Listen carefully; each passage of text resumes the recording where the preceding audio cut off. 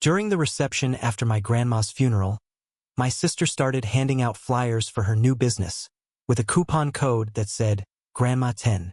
I took a photo, posted it online with the caption, Imagine monetizing grief. It went viral. She called me screaming. I said, next time, cry before the promo. Let me start from the beginning. My grandma, Irene Bell, passed away on January 10th. She was 89. She died in her sleep in her home in Tempe, Arizona, with the space heater on, her slippers by the bed, and the last mystery novel she was reading still sitting on her nightstand. She was the kind of grandma who always remembered your birthday, mailed handwritten letters, and made soup from scratch even in 110-degree heat. She helped raise me when my parents couldn't. She taught me how to drive in her old beige Buick and always said, if a man doesn't say please and thank you, he doesn't deserve your time. Melissa, my younger sister by 3 years, never liked her much. Said she was old school and judgy, which is true, I guess, but only because Grandma saw through her. She could spot a liar from a mile away, and Melissa? She lies like she breathes. The funeral was held on a gray Saturday morning. Simple Catholic service. Closed casket. Everyone wore black or navy. Everyone except Melissa. She came in 30 minutes late wearing a white suit jacket, high heels, and carrying a designer tote that probably cost more than Grandma's monthly pension. She looked like she was heading to a brunch in Scottsdale, not burying the woman who raised us. People noticed. I noticed. She made this little ugh traffic face like we were supposed to feel bad for her. Didn't apologize.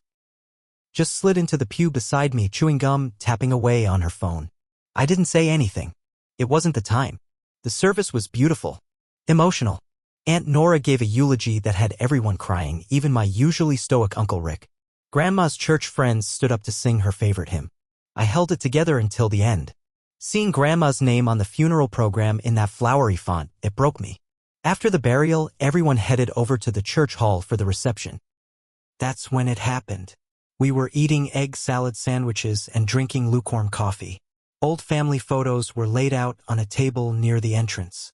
People were laughing softly, telling stories about Grandma's feisty comebacks, or how she used to prank call her neighbors for fun. It was a room full of grief, love, and shared memories. Then Melissa pulled out a stack of flyers. At first, I thought maybe they were some kind of donation thing. A memorial fund, maybe. Something for Grandma. Nope. Full color, glossy flyers advertising her new life coaching business. Bright pink letters. A stock photo of her looking serious, arms crossed. And right there, bold as hell, use code GRANDMA10 for 10% off your first session. I swear my heart stopped for a second. She was handing them out like menus at a diner. To our cousins. To our grieving aunts. To Grandma's 80-year-old friends who didn't even know what a life coach was. I said, Melissa, what the hell are you doing? She smiled like I was the crazy one. Networking, she said. Grandma wouldn't want us to sit in sadness. She'd want us to thrive. I didn't argue. I didn't yell. I just stared at her. And then I took out my phone, walked over to one of the tables where she'd left a flyer next to the funeral guest book and snapped a photo. I left the reception not long after. Drove to a Walgreens parking lot and cried for a while. I was angry, embarrassed, disgusted. Then I opened my Twitter account and posted the photo. No tags. No names. Just the image and the caption, Imagine monetizing grief. My sister passed out promo flyers for her new business at our grandma's funeral. With a discount code, Grandma10. It took off fast. Faster than I expected. People started commenting. Then retweeting. Some were laughing. Others were horrified. A few even said, this has to be fake. But it wasn't. By the next day, it had gone viral. Instagram memes. TikToks reenacting the scene. Someone made a fake flyer that said, use code DEADGRANDMA at checkout. I should have felt guilty, maybe. But I didn't. Melissa embarrassed herself. I just held up the mirror. Then my phone started blowing up. Calls. Texts. My mom, who had been mostly quiet since Grandma's passing, called to ask what the hell was going on. My uncle told me I had crossed a line. But my cousin Shelby sent a laughing emoji and said she had it coming. Then Melissa called. She was screaming the moment I picked up. Full meltdown. You bitch. Do you know how much money I lost because of you? You ruined everything. I was building something. I waited until she stopped yelling. Then I said the thing I'd been holding in since that moment in the church hall. Next time, cry before the promo. And then I hung up. She hasn't spoken to me since. Families split down the middle. Some say I humiliated her. Some say she humiliated herself. Me? I don't feel bad. Not one bit. But that was only the beginning. Because Melissa doesn't let things go. And I should have known. When you call someone out like that in public, they don't just walk away. They come back swinging. About a week after the post went viral, things started to change. Not just online. In real life. First came the silence. Melissa stopped answering any messages. My mom stopped calling. The group chat with our cousins went dead. Just silence. Like I'd lit a match and burned a hole in the middle of the family. Then came the posts. Melissa made a long Instagram story, 8 frames, all white text on black background, about toxic family, jealousy, and being attacked for being ambitious during grief. She never mentioned my name, but she didn't have to. Her followers knew exactly who she meant. One post said, "Some people process pain by tearing others down. I choose to rise. Grandma would be proud of my strength." I threw my phone across the bed when I saw it. She was twisting it, making it seem like I was the problem, like I was the one exploiting grief. She even quoted the Bible at one point, something about forgiveness and enemies. I don't think she's been inside a church in 10 years. But it worked. Her loyal followers, most of them women who bought into her boss babe crap, started attacking me. I didn't even know how they found my profile. My Twitter account wasn't under my real name. But someone must have connected the dots because I started getting DMs. I ignored it, for the most part, but inside I was boiling. Then she crossed a line. I got an email from my boss.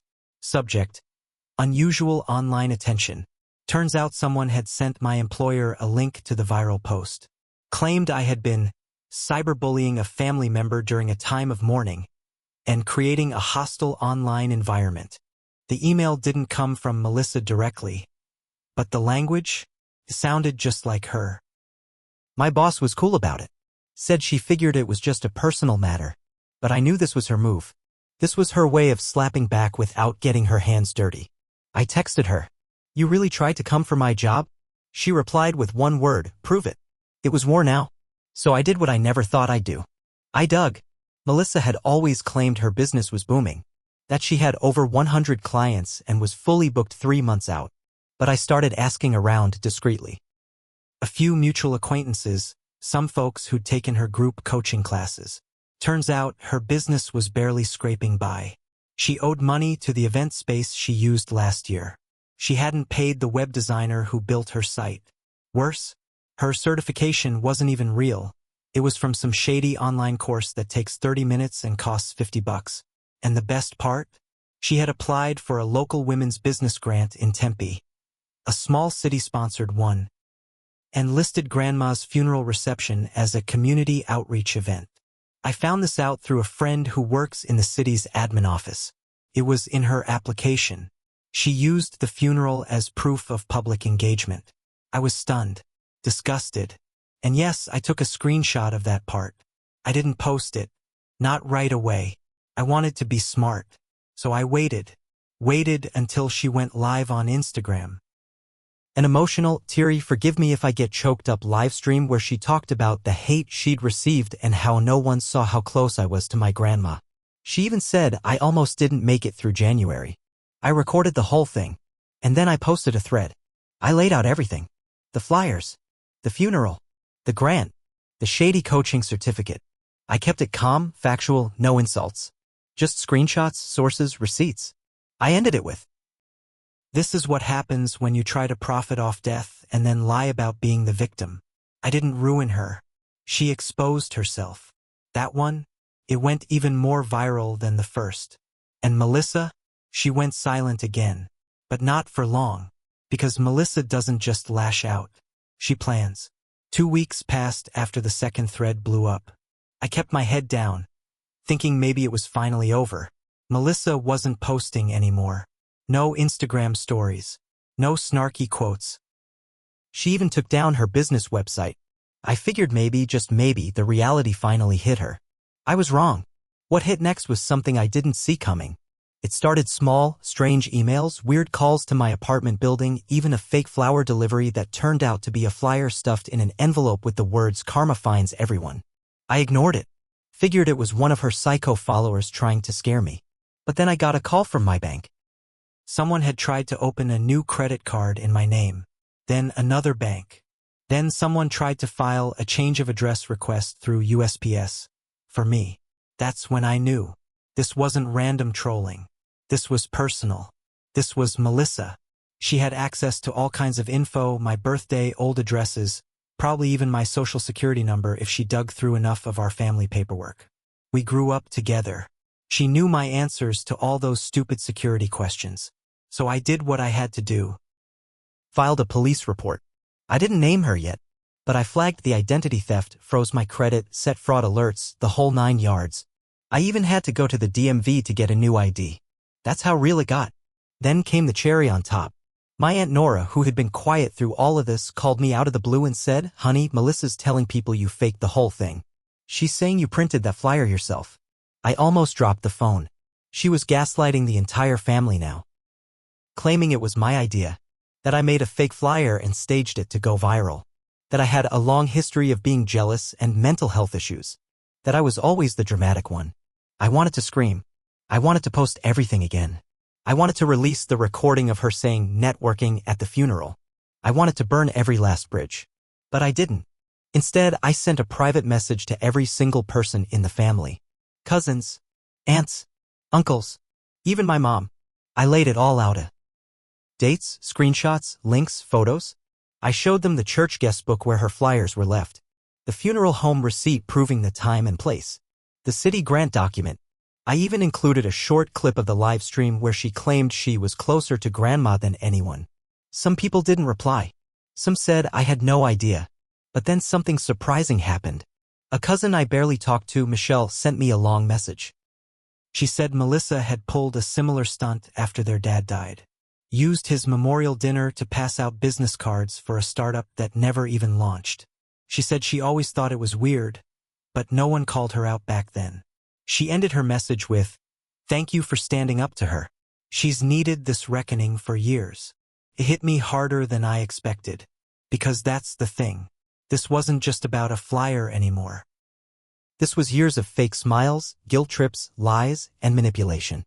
This was all the birthdays she ruined. The holidays she made about her drama. The fights she started and never owned up to. The funeral flyer was just the match. The fire had been building for years. But then, just as things felt like they were finally calming down, Melissa made her move. She went public. Melissa went live on Facebook. Not Instagram this time. Facebook. The place where all our aunts, old teachers, and Grandma's bingo friends still hung out. She framed it as a healing session. There she was, sitting in a softly lit room with a lit candle behind her, hair curled like she was about to shoot a shampoo commercial, and a mug that said empathy over ego. I knew it was staged. I knew it the second I saw the little tear running down her cheek and the deep sigh she gave before speaking. She said, "I've been deeply hurt by a family member who's chosen to attack me online, someone who's twisting the truth in the name of clout, and it breaks my heart because we both lost the same woman. She never used my name. But everyone knew."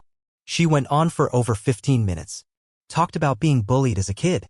About never feeling accepted in the family. Claimed I'd harassed her, tried to ruin her business, and even faked documents to make her look evil. Said I was mentally unstable and needed help. That was the moment that broke me. Not the lies. Not the fake crying. But that last part.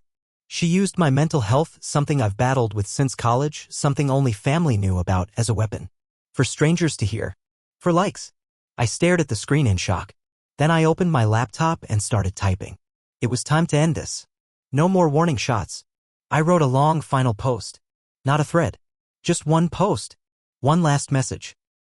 My sister just went live to defend herself without taking responsibility for anything she's done. Let me clear the air once and for all. She handed out flyers at our grandmother's funeral. I have the photo. The church has security footage. The funeral coordinator remembers it because she had to throw out the leftovers. She applied for a small business grant and listed the funeral reception as a community outreach event. That application is public record. Look it up.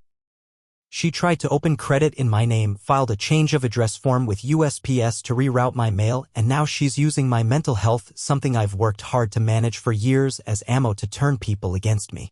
If standing up to someone who's made every tragedy into a marketing opportunity makes me the villain, fine. But don't call it drama. Don't call it jealousy. This isn't a petty fight. This is me saying enough. To everyone who thinks this is about two sides, remember this. One of us passed out flyers with a discount code named after the woman we were burying. And it wasn't me. Melissa, I hope you get help. But stay the hell away from me. It went up at 9:12 p.m. By 10:40 p.m., someone leaked a screenshot from the funeral coordinator confirming she threw out over 40 flyers that day. Another person dug up Melissa's old deleted posts bragging about networking at family events. And someone else, God bless the internet, found the grant application and highlighted the words outreach at memorial reception. She was done. Her coaching page disappeared within 24 hours. The grant was revoked. Someone even made a parody account called it Grandma 10 Codes that posted fake discounts for funerals. But the real end came when our mom finally spoke. She posted one sentence on her Facebook wall: I raised two daughters. One gave out love at her grandma's funeral. The other gave out coupons. And that was it. Melissa deleted all her accounts a few days later. I heard from a cousin that she moved to Nevada, trying to rebrand herself. I don't care. I don't feel good about all of it. I'm not going to lie and say I won with grace. I exposed her. I fought back hard. I dragged things out for the whole world to see. I could have stopped sooner. I didn't. But here's the truth: sometimes when people keep getting away with things, it takes a final, brutal push to show them and everyone else who they really are. I didn't want revenge. I wanted peace. But peace doesn't always come gently. Sometimes, it comes after you set fire to the fake image someone spent years building. And sometimes, it smells like a flyer burning in a church trash can.